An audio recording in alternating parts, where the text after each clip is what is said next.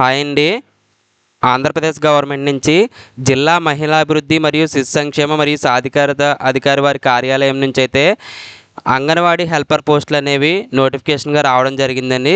ICDS project పరిధిలో ఉన్న ఖాళీగా ఉన్న అంగన్వాడీ హెల్పర్ పోస్టుల భర్తీ కోసం అయితే ఈ నోటిఫికేషన్ అయితే రిలీజ్ చేయడం జరిగిందండి. ఆల్రెడీ అంగన్వాడీ కార్యకర్త గురించి మన ఛానల్లో పెట్టడం జరిగిందండి. సో రీసెంట్గా అంగన్వాడీ హెల్పర్ పోస్టులు అనేవి పడ్డాయి. సో భీమునిపట్నం డివిజన్లో భీమునిపట్నం ఐసిడిఎస్ ప్రాజెక్టులో 11 హెల్పర్ పోస్టులు అనేవి పడడం జరిగింది. విశాఖపట్నంలో డివిజన్లో పెందుర్తిలో 21, విశాఖపట్నంలో 21, టోటల్గా వచ్చి 53 వేకెన్సీస్ అయితే ఉన్నాయండి. దీనికి సంబంధించి అర్హతలు ఏముండాలనేది కింద ఇవ్వడం జరిగిందండి. సో ప్రధానంగా స్థానిక స్థిర నివాసం అయితే ఉండాలండి. వివాహిత స్త్రీ అభ్యర్థి అయి ఉండాలి. అలాగే దీనికి 7th క్లాస్ అనేది అర్హతగా ఇవ్వడం జరిగిందండి. దీనికి 21 నుంచి 35 సంవత్సరాలు అయితే వయసు ఉండాలని చెప్పేసి ఇవ్వడం జరిగిందండి. దీనికి సంబంధించి మీరు చూస్తే కనుక కొన్ని పారామీటర్స్ కూడా ఇవ్వడం జరిగిందండి. సో ఈ పారామీటర్స్ అనేవి ఫాలో అవ్వాలి. ఒక ఇంటర్వ్యూ అయితే ఉంటుందండి 20 మార్కులకి.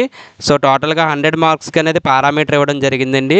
సో దీనికి సంబంధించి మీరు అప్లికేషన్ ఫామ్ అనేది ఫిల్ చేసేసి ఈ అప్లికేషన్ ఫామ్ అనేది అఫీషియల్ వెబ్సైట్లో ఇచ్చారండి. సో నేను డిస్క్రిప్షన్లో ప్రొవైడ్ చేస్తాను. అప్లికేషన్ ఫామ్ డౌన్లోడ్ చేసుకోండి. 3/10/2025 నుంచి 14/10/2025 సాయంత్రం 5 గంటల లోపు అయితే మీరు సబ్మిట్ చేయాలండి. సో ఎక్కడెక్కడ వేకెన్సీస్ ఎన్ని ఉన్నాయి, రోస్టర్ పాయింట్లు ఏమున్నాయి అనేది ప్రతిదీ ఇక్కడైతే ఇవ్వడం జరిగిందండి. సో ఈ రోస్టర్ పాయింట్ ప్రకారం అప్లై చేసుకోండి. ఓపెన్ కాంపిటీషన్ అంటే ఎవరైనా అప్లై చేయొచ్చు. బీసీ, ఎస్సీ, ఎస్టీ, ఈడబ్ల్యూఎస్ ఎవరైనా అప్లై చేయొచ్చండి.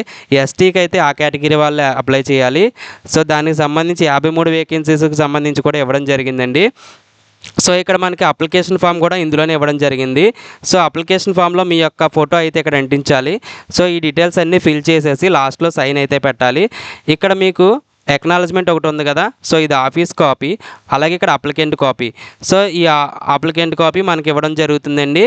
సో ఇక్కడ మన పేరు, మనం ఏ పోస్ట్కి అప్లై చేస్తున్నాం అనేది ఇక్కడ మనం అయితే పెట్టాలండి. Next nativity, residence certificate attach చేయాలి. ఆధార్ కార్డ్ అటాచ్ చేయాలి. రేషన్ కార్డ్ అటాచ్ చేయాలి. ఓటర్ ఐడి, ఎడ్యుకేషన్ సర్టిఫికేట్స్ అంటే 7th క్లాసు, క్యాస్ట్ సర్టిఫికేటు అంటే ఎస్సీ, ఎస్టీ, బీసీ ఎవరైతే ఉన్నారో వాళ్ళు, ఈడబ్ల్యూఎస్ సర్టిఫికేటు, డిజబిలిటీ సర్టిఫికేట్ ఉంటే వాళ్ళు. సో ఇవన్నీ గెస్టెడ్ ఆఫీసర్ చేత అటెస్టేషన్ అయితే చేయించాలండి. చేయించేసి ఈ అప్లికేషన్ ఫామ్తో పాటుగా అటాచ్ చేసి మీరైతే ఐసిడిఎస్ కేంద్రంలో అయితే ఇవ్వాలండి. అక్కడ ఐసిడిఎస్ ప్రాజెక్టు విశాఖపట్నంలో అయితే మీరైతే సబ్మిట్ చేయాలండి. సో ఈ నోటిఫికేషన్ సంబంధించి వివరాలు ఇవ్వండి. సో మన ఛానల్ నచ్చినట్లయితే మన ఛానల్ సబ్స్క్రైబ్ చేసుకుని పక్కనే ఉన్న బెల్ ఐకాన్ క్లిక్ చేస్తే ప్రతిరోజు కూడా ఇలాంటి జాబ్ నోటిఫికేషన్స్ అయితే రావడం జరుగుతుందండి.